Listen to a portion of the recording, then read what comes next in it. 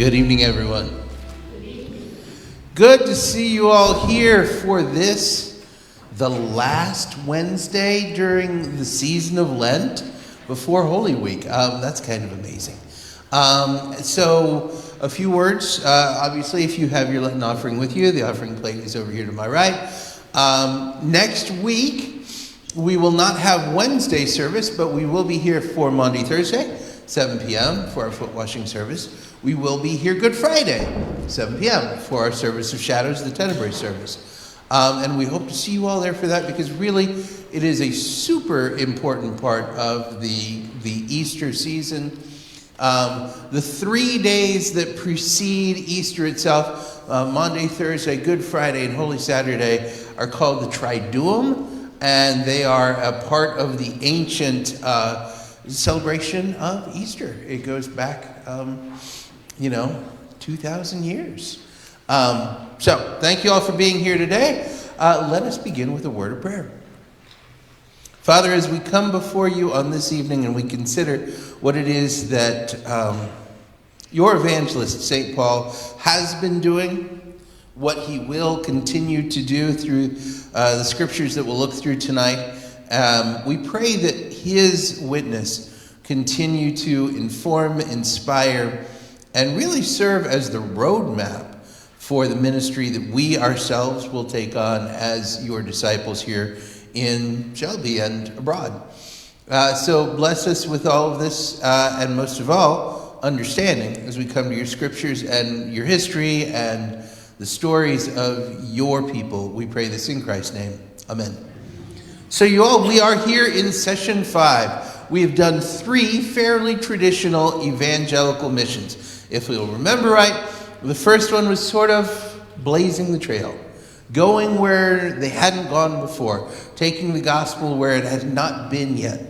The second one was expanding the vision, making it a broader scope that they were going to do their ministry further and further and further away into.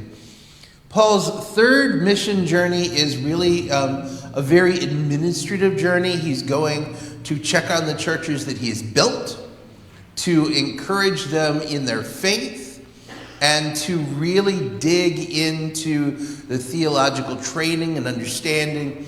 And he becomes very involved and almost sort of embedded in the church in Ephesus. This time it's going to be slightly different. Because if you remember at the end of our last lesson, Paul is on his way back to Jerusalem, and pretty much everybody and their uncle says, don't do it. He has a vision. The disciples have visions. And a prophet comes out and explicitly says, if you go to Jerusalem, you're going to be bound and tossed in prison. To which Paul says, bring it on. So he goes to Jerusalem, and that's kind of where we're going to pick the story up. And we pick the story up because we're here in this 4th mission trip. The 4th mission trip isn't really a mission trip in the traditional sense. I call it from prison to prison because it's not going to be pretty. A lot is going to go wrong. And what we've got here is kind of a combination of a couple of different things. First of all, it is what we do know. Sarah, if you would, please. What do we know? Well, we know from Acts 21 through Acts 28 that we get Paul being arrested in Jerusalem, taken to Rome. We know that because it is written in detail. It is written quite explicitly. And that was part of his 4th journey. But we get to the end of that section and Paul's in Rome. What happens next? Well, we do know sort of what happens next. We can infer, Sarah, if you would. We can take guesses. Basically, what we have is what is written in Philippians, Titus, and 1st and 2nd Timothy.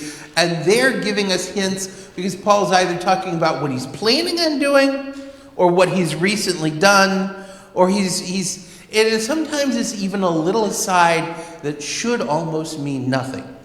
Like in the one letter he says to Timothy, oh, by the way, would you mind going to Troas? I left my good cloak there with all my parchments, and I'm going to need those. Basically, he literally says in one of his theological letters, I left my coat, would you mind going and getting it for me? So it makes me feel a lot better. I forget things, and so apparently I'm in the same school with St. Paul. But we can infer what that section of his ministry will look like. And, once we're done with that, I'm gonna go right on to some wild guesses, and we'll get to that part later on. The wild guesses part, in my opinion, is the fun part. But let's look at what it is that he's doing during his first imprisonment. Now let's look at the map for that. Sarah, if you would please. So this is Paul's journey to Rome. Remember, Paul has gone to Jerusalem with the understanding that he's probably going to be arrested. Everybody's prophesying that he will be. And that he will be given over to the Roman authorities. But Paul's kind of got a plan. He wants to go to Rome. He has made it explicitly clear that he wants to go to Rome because he wants to expand the vision of his ministry to go as far as Spain. So he knows that, getting arrested by the Romans might be one way to do it. So he goes to Jerusalem, and of course, sure enough, we're going to get into it. But this is the trip that he takes.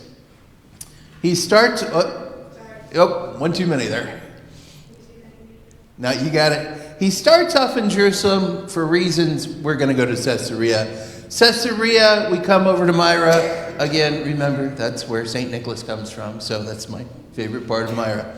We're going to come down here to Crete. By the way, the people who are from Crete are Cretans. They are. So I don't know how that became a bad thing. But they're Cretans. We're going to go from Crete. Things are going to get really ugly. We're going to wind up in Malta, by the way. Anybody know what the national sport of Malta is? Anybody seen it? Okay, this is insane. Imagine you've got a cliffside over top of a large body of water. And you take on that cliffside and you lay down a telephone pole. And then you take the telephone pole, you make sure it's nice and firmly lashed to the ground, way out over the water. And then you just take as much grease as you can and you completely grease the pole. And then you nail a flag to the end of it. Whoever can grab the flag wins. The Maltese are nuts. Look it up on the internet, it's fun. Malta, by the way, if you don't know anything about the island, it's basically a natural fortress. It's just sheer cliffs coming up out of the ocean, surrounded by reefs and all sorts of horror, and it's just a nightmare to try to get into. There is a reason that many of the Crusader knights wound up stationing out of Malta. It's just basically a natural, it's a natural fortress. Maltese are some neat people. So they leave out of Malta, they wind up in Italy, they stop in Italy, then they go overland to Rome. And let's talk about that. He has some certain traveling companions. I'm going to tell you all right now, the traveling companions for this particular voyage, not quite as important as they've been in the past. We know Luke is with him because Luke keeps using these we statements. We did this, and then this happened to us, and then we did that. So Luke is talking in this very inclusive, I was there, I was a witness, this thing happened to me. Aristarchus, we don't know a whole lot about this poor Macedonian fella, but he stays with Paul through the whole thing. Very, very faithful individual. And then we get this strange companion, Julius the Centurion.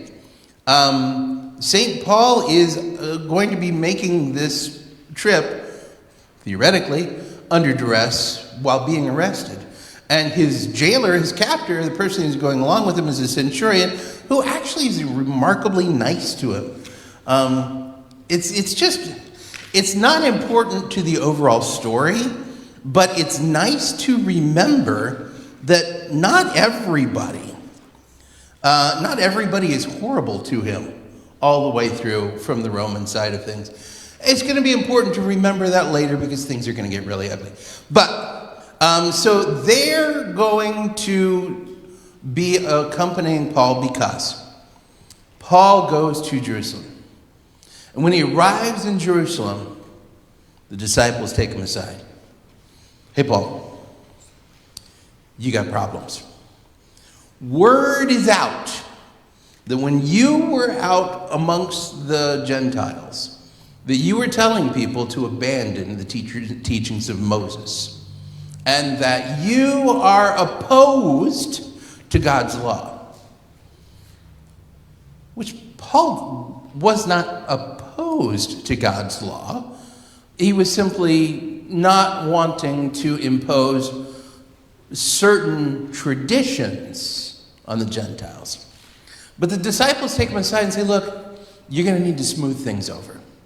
We got to find some way to convince people that you're not in opposition to the church, or at least the temple. And James has an idea. James says, here's what we're going to do.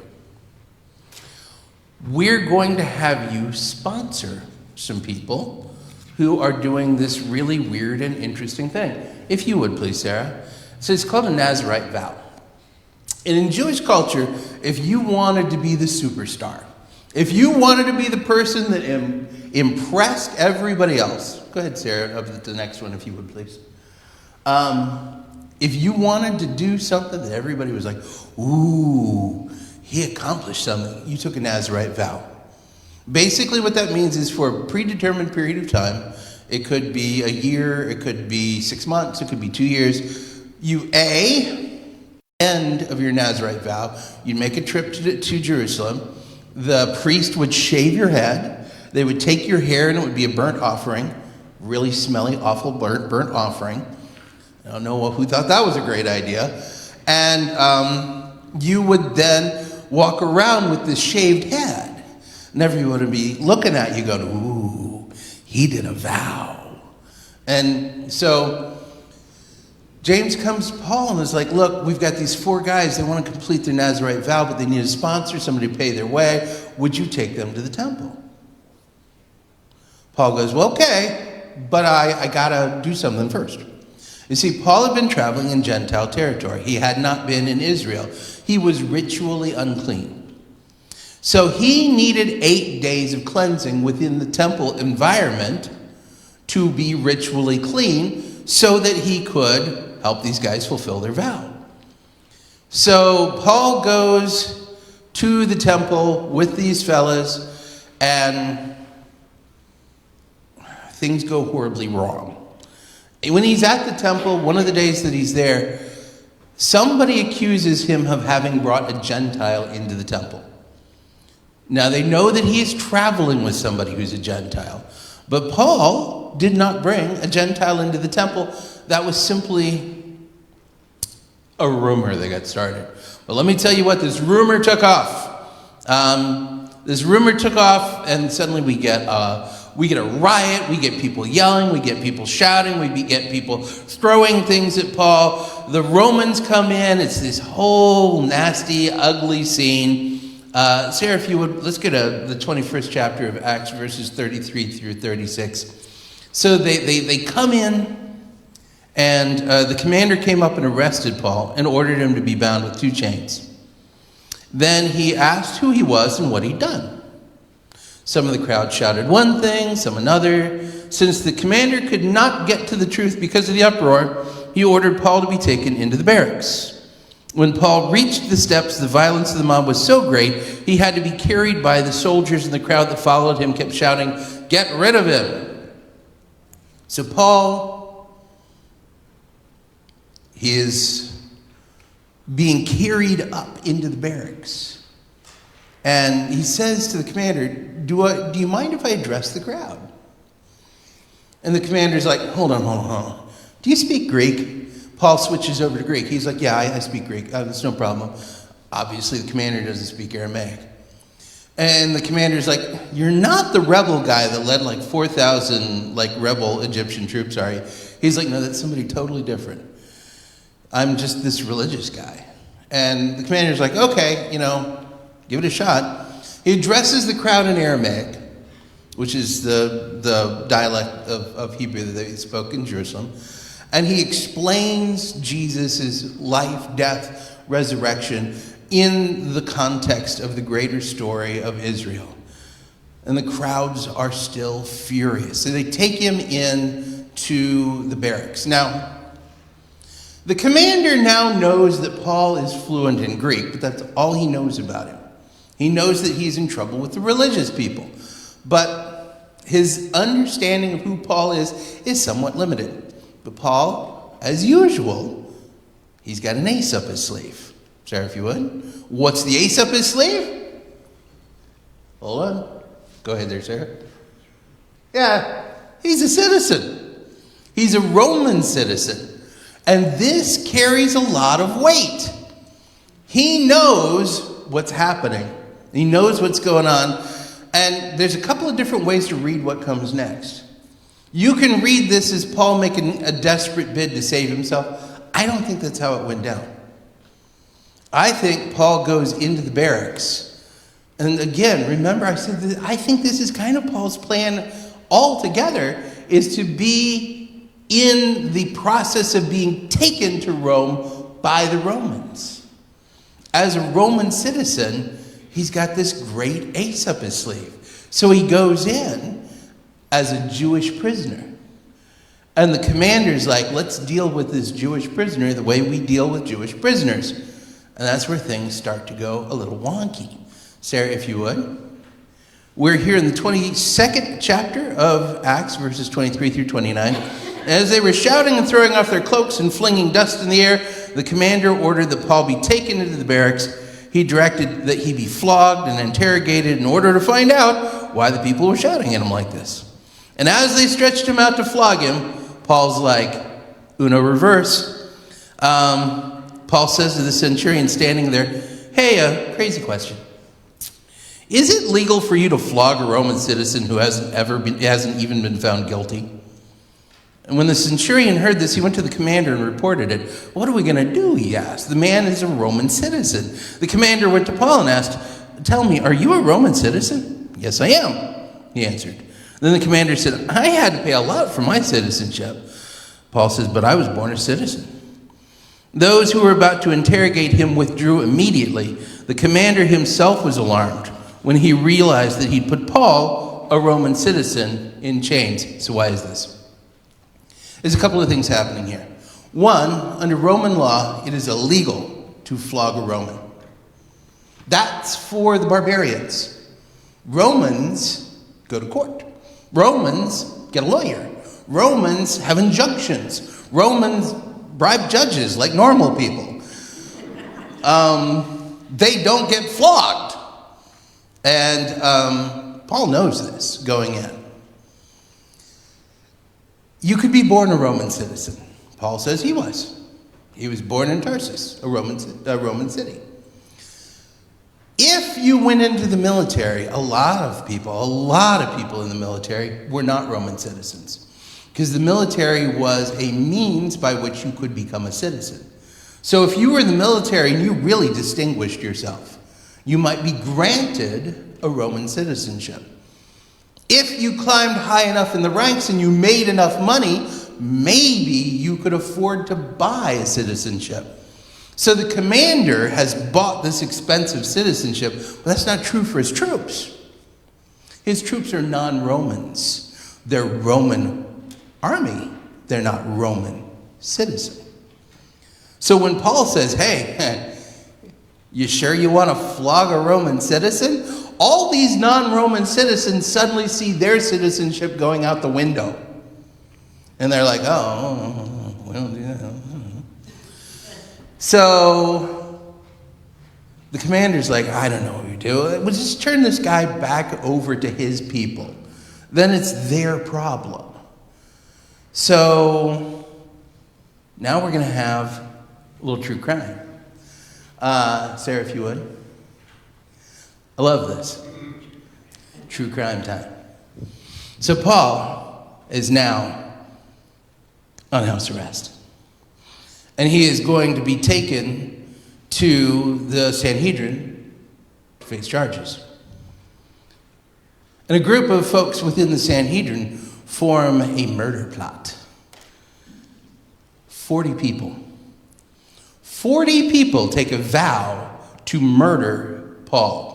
They're going to lay in wait, and then when the Romans bring him over to the Sanhedrin, as soon as they let him go to go into the Sanhedrin, they're going to jump out and murder him. Now, I don't know if you watch a lot of true crime podcasts or videos or even like NCIS and things like that. Let me tell you what.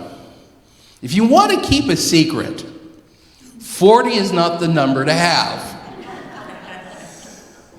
Nobody has ever kept a secret with 40 of anything. So, of course, word gets out.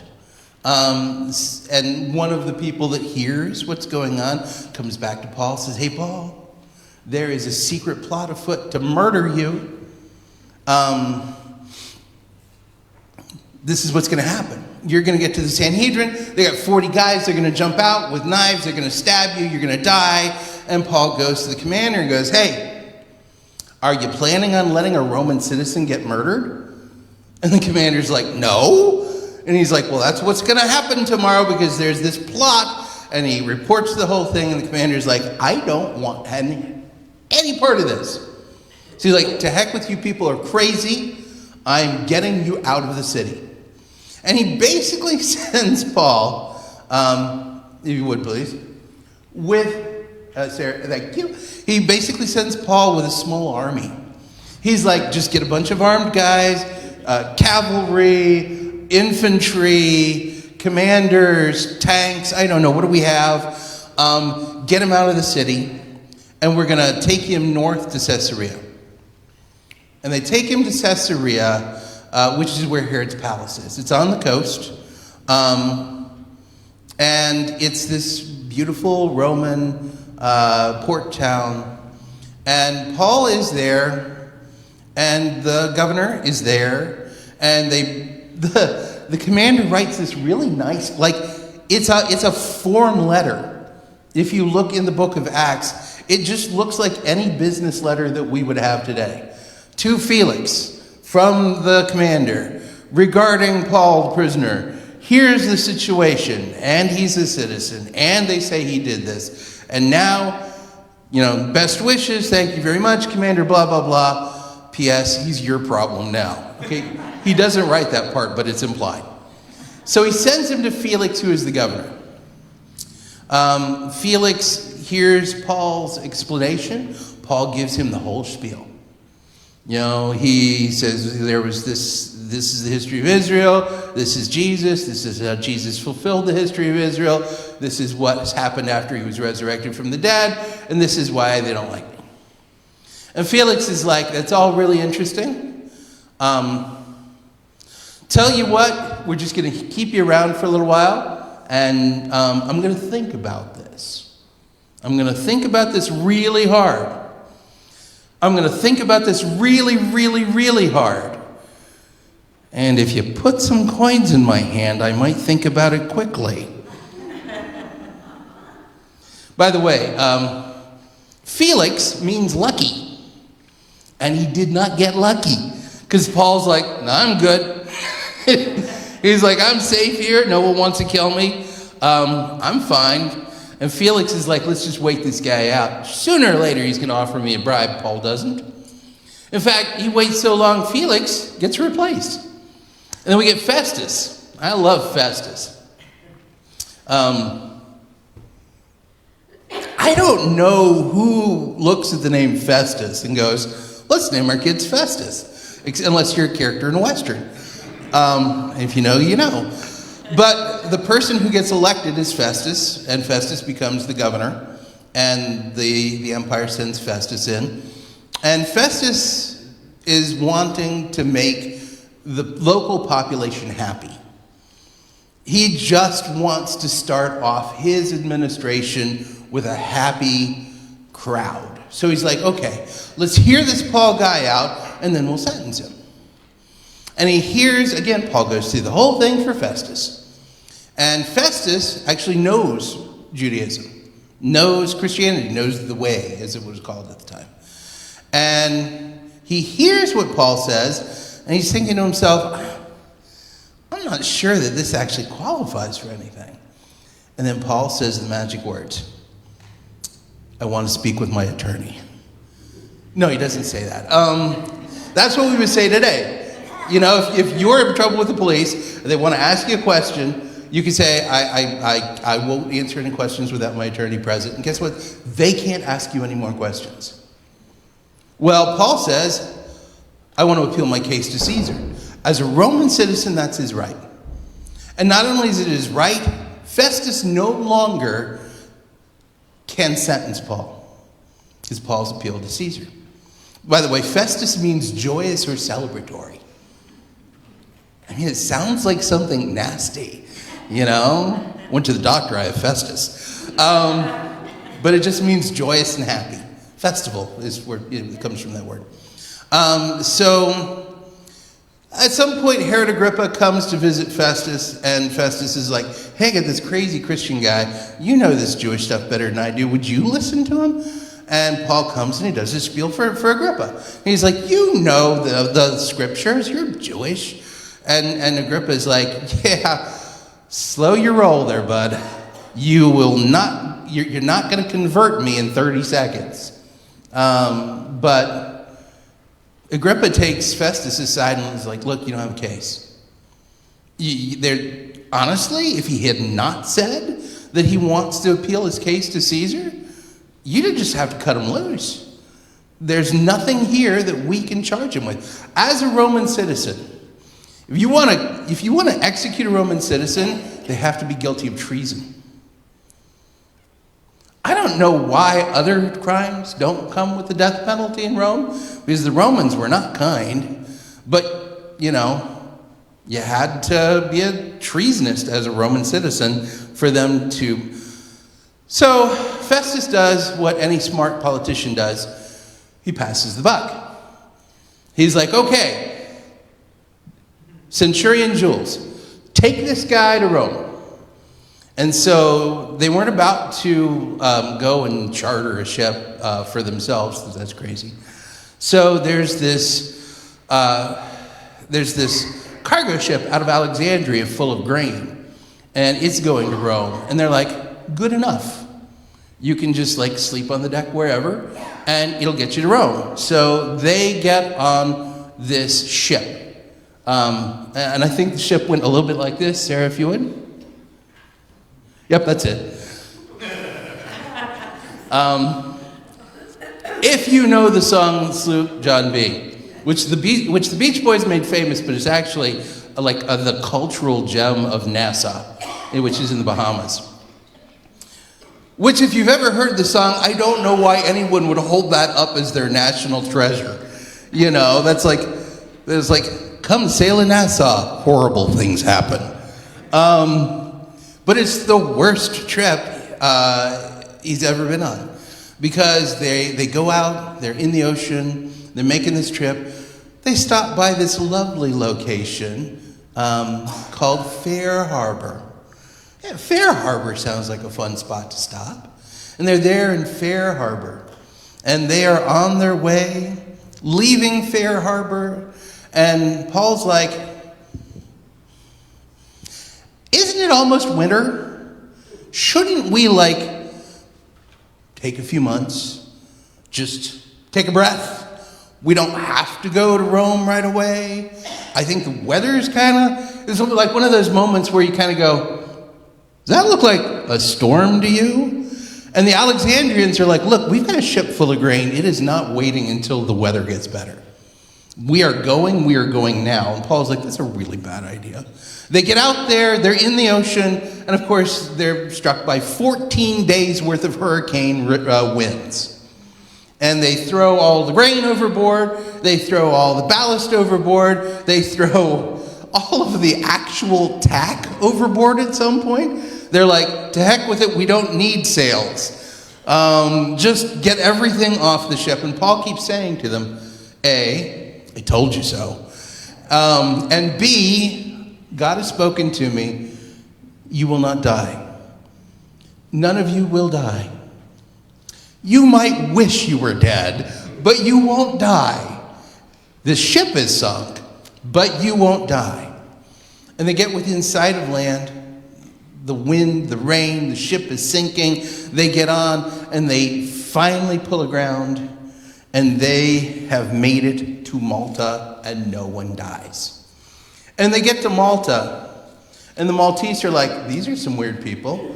Everybody in their right mind knows you don't go sailing this time of the year. And so the Maltese greet them, and they're like, so what happened to you? Paul's like, let me tell you a story. And he proceeds to tell them the story. And the Maltese are like, okay, God does not like you. God is clear, you are clearly cursed, and maybe we don't even want you on the island.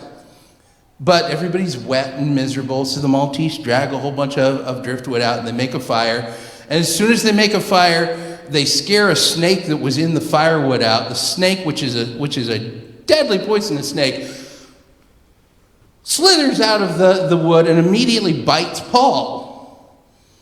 And the Maltese are like, yeah, we told you so. They're like, yeah, you're cursed. Paul looks down and goes, a snake. Shakes it off and it just goes on. And the Maltese are like, wait. That was a viper. You should be dead. And they are impressed. And they listen to what it is that Paul preaches. And they actually believe him. And so he's there for the season. Gets on a much nicer ship. And then they make the trip. And they actually land in Italy. If you would there, Sarah.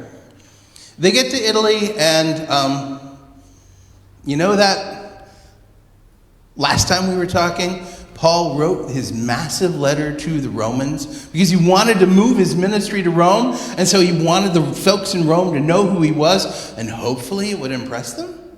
As soon as he gets to Italy, Sarah, if you would, get us there to Italy, a whole crowd of Christians walks 40 miles or more to come and visit.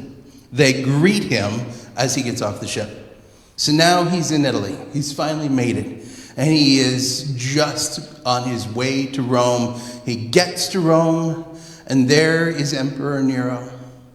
And Paul has his opportunity to be in court. So what do you think is going to happen? Sarah, if you would. Yeah, he had a plan. So here's something I haven't mentioned up to this point. The way the Roman Empire worked was much more modern than we think of it as today. The Romans had stuff that, after the fall of the Roman Empire, we didn't rediscover as a civilization for hundreds of years. They had running water. They had pipes. They had hot water heaters. They had public baths where you could go and have a spa day. One of my favorite things that we've uncovered in Pompeii is that there were restaurants in Pompeii where you could walk up to the restaurant, and they would have a serving line where you could pick out the food you wanted as a walk-up. You could get your food, get your plate, stand there, eat your food, hand your plate back, and go back to work. Not only that, but now that we've been able to actually do chemical analysis on these stands, we've discovered that they were painted bright colors. We've discovered that some of them were painted the exact same bright colors in different locations in Pompeii with the same designs. Ladies and gentlemen, Rome had fast food franchises. Think about that. We didn't discover that for another 1,000 years. So one of the things that Roman had was this system of courts in which you were guaranteed as a Roman citizen that you could face your accuser. So Paul's in court in Rome, and basically they go, okay, who's accusing you? Paul's like, the Sanhedrin back in Jerusalem. And they're like, well, they've got 2 years to get here. Paul's like, there's no way they're coming.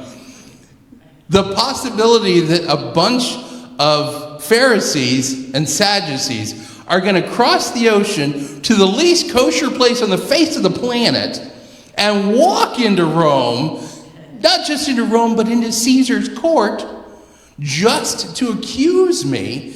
This is a 0% chance that's going to happen. Paul's like, I've got a 2-year statute of limitations. All I got to do is wait this out. So they let Paul go to house arrest. And that's exactly what he did. For the next 2 years, Paul just ministered in Rome. And nobody bugged him. It says that he ministered unhindered. You gotta love it when the plan comes together. Now, what is he doing during this 2 years? Sarah, if you would. Among other things, Paul is preaching, he's teaching, he's helping guide and lead the Roman church. But one of the things that he is spending a lot of his time doing is he is writing. He has all of these other churches that he is still yet responsible for, and so he is writing to multiple churches during this period. Sarah, if you would. This first Roman imprisonment, he is writing to Philemon, or writing what I think is perhaps the masterwork in passive aggression. If you've never read the book of Philemon, read it. Paul says, hey, I'm in prison, and there's another prisoner here, and it's an escaped slave. His name is Onesimus. Onesimus, by the way, means useful. And so Paul says, hey, there's this prisoner here, Philemon. He's your old slave. He was useless to you, but he's been very useful to me. Nice little bit of wordplay there on his name. And Paul says, I know that he caused you trouble, and I know that he cost you money. And Philemon, if he's cost you money, I will pay you back whatever it is that he cost you. This is where my favorite part. Then Paul goes, not that you owe me anything. Not that in any way, shape, or form you should feel like you owe me anything. I mean, I taught you about Jesus Christ, and it's the only reason you're not going to hell. If it hadn't been for me, you wouldn't have been saved. Don't feel like you owe me anything, though. But, you know, there's this guy, and he's helping me. He didn't help you, but he's helping me. And if you really need him back, I'll send him back to you. Don't feel like I, don't want to take don't want to take anything from you, even though I gave you everything. So it's a master class in passive aggression. Paul makes it very clear that Onesimus is no longer a slave. Onesimus is now a brother in Christ. And that Paul is taking responsibility for Onesimus.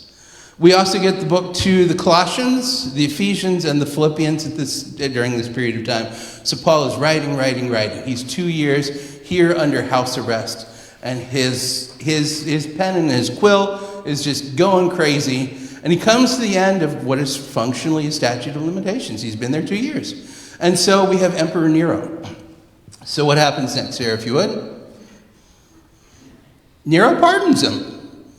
Nero's like, okay, good enough. You're free. Which is pretty nice. I mean, Nero gets a kind of a bad rap. That's what we know. That's the end of what we know. At least firsthand. So let's start looking at the other things, Sarah, if you would. We get to make some guesses. And just like the game Guess Who, we have clues, but we don't have explicit directions. So we've got things written in the books that Paul has written that is telling us things that he's going to do, things that he has done, and places that he has or is currently at. And we get a guess at where he goes. And I'm just going to go over this real quick because this is what we've been able to piece together from the books that he wrote. Sarah, if you would. We know based on Titus that he goes to back to the island of Crete. He likes the Cretans. And we know that he goes to Ephesus and Macedonia. We know that when he is there, he leaves Timothy as his fixer because things are going wrong there, and he needs Timothy there to fix some stuff. We know that he goes to Miletus and Troas, We know that because we get this letter that later says, "Hey Timothy, when I was in Troas, I left my cloak there with my scrolls. Would you mind bringing it to me?" We know that he has gone to Nicopolis. We don't know a lot about why he was in Nicopolis, other than it was a good place to spend the winter. And that's kind of the grip that we've got on it. It's putting the pieces of the puzzle together. But let's talk about then what happens. Sarah, if you would, please. He's writing still, was one of the things. So in the interim, before he is allowed to, before he finds himself back in prison, we know he writes 1 Timothy from Macedonia. We know he writes Titus from Ephesus. And then, because the world is not fair, he gets arrested again. And he gets arrested again, and he writes 2 Timothy from Rome. This time, it's not house arrest. This time, it's not the pleasant plan that he had. This time, it's bad. This time, it's really bad. Why is this? Sarah, if you would, please.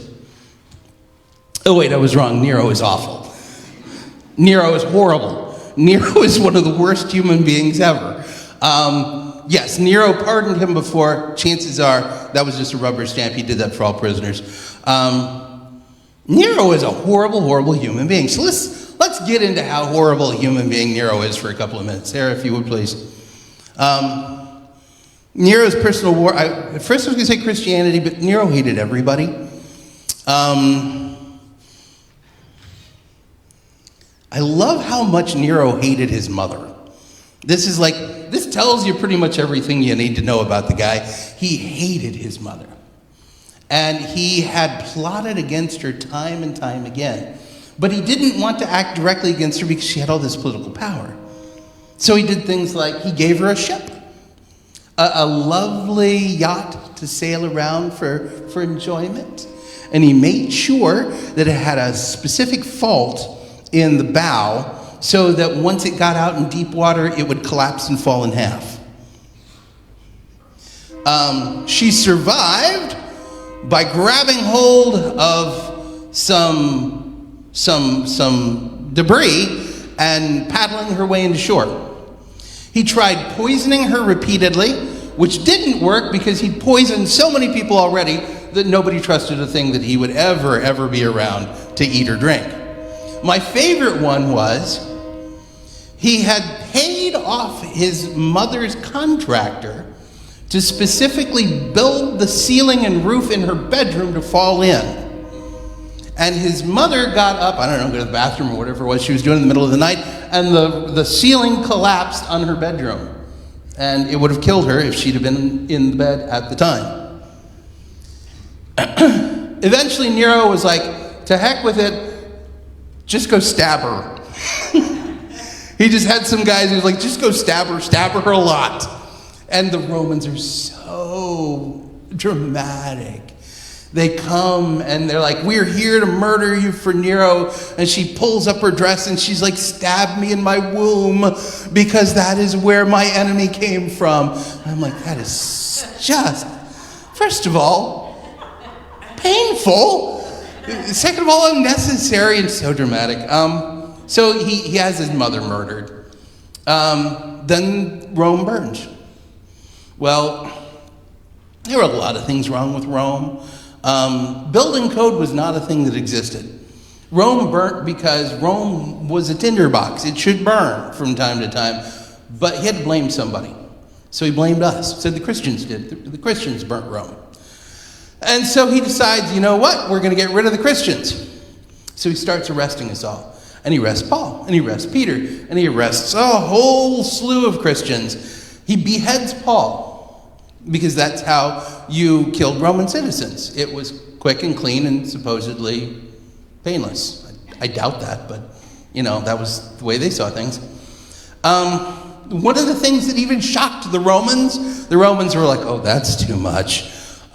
Nero used to take Christians and dip them in pitch and then hang them up on hooks and then light them at night as streetlights.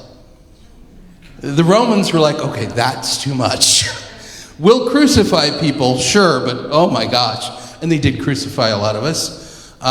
They crucified Peter and hundreds and hundreds and hundreds and hundreds and hundreds of other Christians. The really creepy one, not that the last one wasn't really creepy, they would take Christians and they would wrap them in fresh animal skins and then tie them up and put them in the Colosseum and then would release packs of dogs for animal hunts.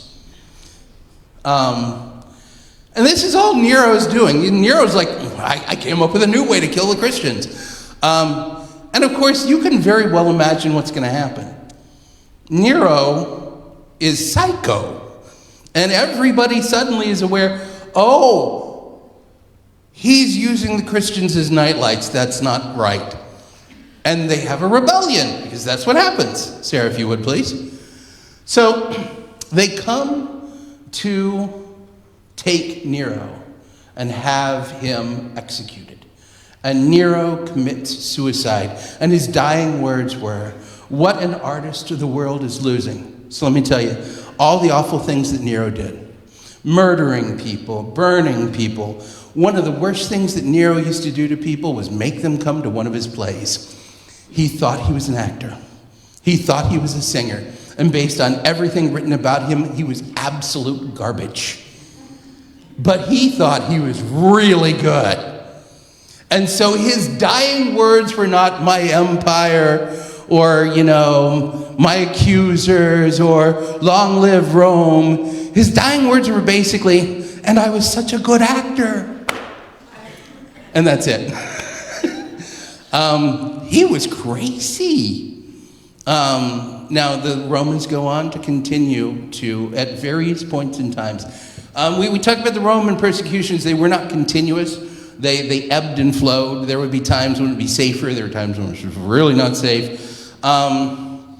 But they did go on to continue to persecute the Christians following this. So much so that it became so much a part of our identity that in the 400s, when Christianity is legalized, we freaked out. Because the definition of a Christian was one who suffered for the faith and was perpetually in the process of risking being a martyr. When suddenly people stopped wanting to kill us, we had to figure out ways to make ourselves miserable. This is when we invented weird monastic traditions where you'd go eat grass or live on top of a pole. That was an actual thing. Or do nothing but pray. That sounds okay until you realize they took that literally and they lived for about 3 days because they didn't drink, they didn't eat, they just prayed for 3 days and then they died of dehydration. We didn't know what to do when people stopped killing us because it had just been part of our identity. So much so that it gets just really crazy. But remember how I said there are things we know about Paul, there are things we guess about Paul, and then there's just going to be some wild guesses because there's a few mysteries left, Sarah, if you would. A few mysteries left that I want to dig into on Paul. Things we don't know, but we can guess at because there's some history here that is worth taking a peek at. Most of the life of Paul, as it matters to us, is delineated in the book of Acts, or the letters that he wrote. But here's a question. He gets set free in Rome. His whole point in going to Rome was to make it to Spain. Did he make it to Spain? He didn't write anything about it. Sarah, if you would. But here's the thing. Ancient sources all agree that he did, in fact, go to Spain. Clement of Rome, who's writing in the year 95, which is 30-some years later, rather specifically says he went to the extreme limit of the West, which was Spain. The Muratorian Canon, which is a list of scriptures, which came out in the year 170, specifically states that Paul went and journeyed to Spain. St. Jerome and John Chrysostom, both in the 4th century, both major fathers of the church, both were of the opinion that Paul went to Spain after his arrest. We have no record of it. Paul never wrote on a Spanish wall. Paul was here. We don't know what happened. Maybe he made it to Spain. A lot of people think he did, but we don't have any letters. I'm just always like, what would the Spanish letters have been like? You know, I love the idea that Paul's like, you know, I tried to explain to them that Christ is a lot like flamenco. I don't know what it would have been, but we don't get that answer, so we don't know. Probably he did. But here's an interesting question. Did you know that among the original 12 disciples, only Peter, we know of, was married? We know a lot about his mother-in-law, his marriage. The other disciples, as far as we know, were not married. What about Paul? Sarah, if you would. Well, Paul never talks about having a wife, but he's a member of the Sanhedrin. And guess what? To be a member of the Sanhedrin, you have to be married. And so a lot of people have misinterpreted, I think, this passage from 1 Corinthians to imply that Paul wasn't married. Paul says, "To the unmarried and the widows I say, that is good for them to remain single as I am." Paul, is he saying that they are the unmarried and the widows? It's important to note that in Koine Greek and Latin and Hebrew, there's no accepted term for the word widower. So, in all likelihood, when Paul says to the unmarried and widows, I say that it's good for them to remain single as am I, he's counting himself among the widows, not the unmarried. In all likelihood, if Paul followed the rules to enter the Sanhedrin, as I assume that he did, then his wife has passed. We don't know this. It's a good guess, though. Every so often, someone will point out, hey, you know, how was Paul a member of the Sanhedrin? He didn't seem to have a wife. Probably because in 1 Corinthians he implies that he's a widower. But they don't have that word. He's a widow. Okay. He had a wife. Did he have kids? Sarah, if you would. Well, once again, to be a member of the Sanhedrin, you can't just be married. You have to be a family person. You have to have children. And Paul never mentions having children. He mentions having a sister. He mentions having a nephew. He mentions Timothy over and over and over again, so he's got strong paternal instincts, but we never hear about his children. Why? Do they disapprove of him being Christian? Not in anything that we have written. The ancient world was a hard place. It was a harsh place. Lots of children died. There's entirely possible that Paul's wife and his children have passed on. This might explain Paul's zeal for persecuting the Christians, because this might be, and I'm not saying it is, this might be a man who's lost everything. A man who doesn't have anything yet left to live for except for his faith, misguided as though it was at the time when he was persecuting the Christians. So, do we know this? No, we don't. But it's a pretty good guess. So, these are the things we don't know about Paul. But what we do know is that Paul opened the way for new Christians to understand the gospel in the midst of having no foundation in the Jewish scripture. He found a way to preach, to teach, to lead, to guide, to uplift people to understand, experience, appreciate, and be transformed by the gospel of Jesus Christ. I believe that one of the things that we as the church of the 21st century will have to struggle with, especially when reaching out to the unchurched. And I don't just mean folks who haven't made it to church for the last 2 or 3 weeks. I mean the children of people who have themselves never been in church before. I think we have to learn a new vocabulary. Because if we look at the generation, let's just look at Generation Z. The alphas are maybe a little young to figure out. We're going to have a really hard time explaining the gospel message to them in ways that we've always explained the gospel message to other people before, because there are whole concepts that we have that are a part of our vocabulary that don't yet make any sense to them. You know, we could talk about being saved from sin, And their definition of right and wrong is drastically different than ours. And so we might have a struggle expressing how God is dealing with human sin. But you know what they don't have a problem with, or what they don't struggle with? The notion of human brokenness. When we look at that generation, they are perhaps more consciously aware of their brokenness than any other generation I can ever think of.